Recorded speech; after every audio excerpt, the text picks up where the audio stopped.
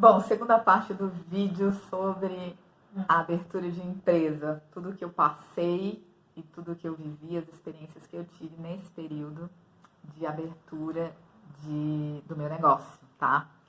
Então vamos lá, gente. Se a ideia é abrir uma franquia, muito cuidado com isso. Até fiz uma ênfase aqui na voz, tá? Muito cuidado com isso. É sério abrir uma franquia, é sério. Por quê? Porque tem a lei de franquia no Brasil tá defasada, tá? Então, assim, a chance, me arrumando pra ficar bonita pra vocês. Vamos lá. A lei de franquias no Brasil tá defasada. E eu achei que era um bom negócio e fui me informar sobre franquias.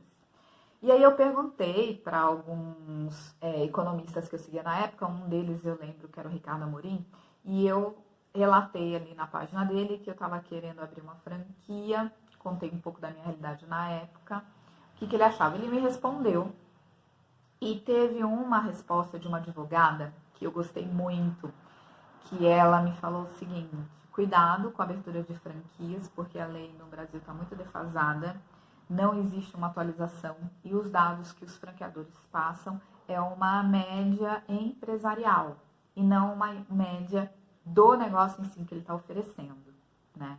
E aí depois disso eu fiquei alerta. Como eu já estava vendo uma franquia, já estava pesquisando, era na área da beleza e eu via várias assim aparecendo, eu falei, opa, aí tá meu caminho. Então eu fui me reunir com eles e peguei todas as informações que eu julguei pertinentes na época e fui vendo, né, que os ganhos eram bons e que era interessante, porque você já tinha uma marca consolidada e você ia ter que pagar os royalties, as taxas todas, mas era bom porque a empresa já estava caminhando, foi a minha ilusão, né? E aí eu fui começar a pesquisar mais, cada vez mais sobre franquia. E eu vi algumas coisas erradas naquele nome, naquele caso específico, e pedi para uma advogada que é a minha amiga, a Conceição, eu já falei dela aqui em outros vídeos. Ela é advogada, ela é muito boa, ela está em São Paulo. Eu vou deixar o contato dela para vocês, se tiverem qualquer consulta de qualquer coisa, chama ela, que ela é de confiança e ela pode dar um respaldo que vocês precisam realmente, tá? E através da OAB dela, dos caminhos que ela tem, enfim, ela conseguiu entrar nos processos que estavam envolvendo o nome daquela franquia. E para surpresa da gente, era o franqueador que estava processando os franqueados, porque os franqueados não estavam conseguindo pagar os royalties. E aí os franqueados devolviam esse processo dizendo que todas as informações que ele havia passado eram metas inatingíveis e que por isso eles não tinham como pagar os royalties. Então era muita gente. E eu estava com os anjos todos alerta e me livraram dessa história, tá? Mas a minha advogada, minha grande amiga, que foi ver isso pra mim. E aí eu falei, tô fora, né? E aí eu fui vendo outras franquias e fui pesquisando outras coisas e vi que era exatamente o que aquela advogada lá na página do Ricardo Amorim tinha falado para mim, que estava defasado as leis, que não existia mais um estudo. E aí quando a gente começa a pesquisar uma coisa, a gente começa a ver, eu estava interessada nessa marca, apesar de decepcionada, eu comecei a ver que nem o raio de abrangência dessa franquia estava sendo respeitado. E que várias dessa franquia no meu bairro do Tatuapé já tinham sido fechadas. E aí a gente começa a ver as fachadas deles fechadas e as pessoas saíram dali tão quebradas que não tiravam nem a fachada da marca. Então estavam fachadas queimadas de sol, outras ainda vivas, inteiras. Então eu fui ver que tinha gente que não estava conseguindo se manter há um ano com aquela franquia. E aí, gente, como boa jornalista, eu fui atrás de mais informações. E eu percebi que o importante para você abrir uma franquia é você ver marcas que dão respaldo, que divulgam o que eu quero dizer, claramente. Marcas que divulgam o seu trabalho. Então, marcas consolidadas, como o Boticário, por exemplo. Você vai ver que durante o ano todo tem várias ações do Boticário. Seja Dia das Mães, Dia dos Pais, namorados. Então, assim, você vê nas redes sociais, você vê na TV, né? McDonald's. McDonald's, olha aí agora no Big Brother Brasil, né? A gente está em março de 2021, tá correndo o Big Brother e o McDonald's fez uma ação lá dentro, deu para um dos participantes 1 ano de McDonald's, fez essa semana uma festa só com os lanches do McDonald's. Isso é muito bom para o franqueado, né? Porque a empresa está comprometida em divulgação, porque você já paga isso para ele.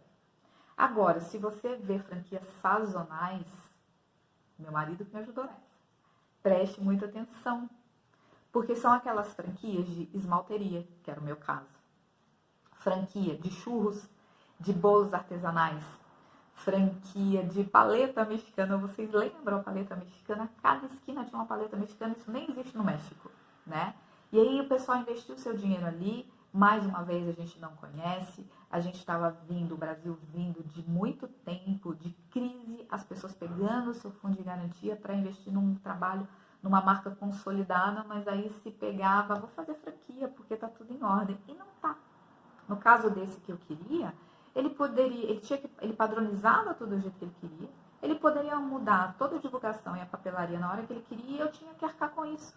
E aí, quando eu fiquei com o pé atrás com eles, eu fui ver que não tinha uma propaganda na internet. Não tinha uma propaganda na TV. Então, muito cuidado. Por exemplo, Cacau Show. Eles fazem propaganda toda hora. Dia dos Namorados, Páscoa, tem toda hora uma ação. Isso é publicidade, a franquia tem que te dar esse respaldo. Então, fujam dessas franquias sazonais, porque provavelmente você vai perder dinheiro com isso e ainda pode ter um processo nas costas, porque você precisa pagar os royalties fora, que tem franquias que te limita até no contrato a continuar trabalhando naquele ramo. Então, é muito complicado, né? Então, as questões de franquia, sinceramente, ou você pode bancar uma muito boa, que aí vai garantir realmente o teu ganho, as métricas de custo, de ganho, de lucro que eles te passam realmente estão atualizadas, ou então nem faz, tá? Tem uma formiguinha aqui que fica olhando pra... Matei. Mas é isso, gente. Então, assim, essas pequenas franquias que você acha que vai dar certo, que você viu 1, 2, elas começam a pipocar por aí, do jeito que elas pipocam, elas somem. E quando você vai pesquisar, você vai ver que é sempre os mesmos nomes dos donos por trás daquelas marcas. Por quê? Porque eles trabalham com isso, abrindo e fechando coisa e pegando seu dinheiro. Existe muita gente boa? Existe. Mas para ter uma franquia ou franchise, tem muita coisa que ele precisa te oferecer, tá?